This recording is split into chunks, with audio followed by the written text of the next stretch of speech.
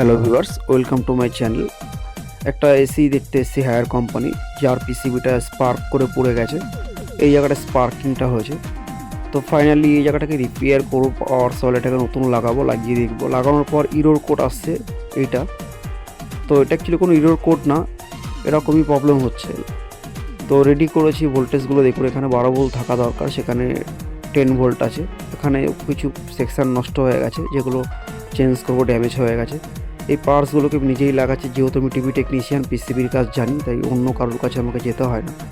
তো একটু সময় লেগেছে, রেডি করে দিচ্ছি। এখন দেখুন E1 চলে এসছে, মানে পিসিবি রেডি। 12 ভোল্ট আছে, 18 ভোল্টও ওকে।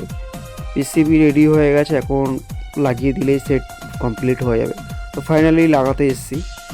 রাত্রিবেলা 1টার সময় এটাকে রেডি করেছি, আর রাত্রিবেলা 1টার সময় কাস্টমারকে এসি চালু করে দিয়েছি।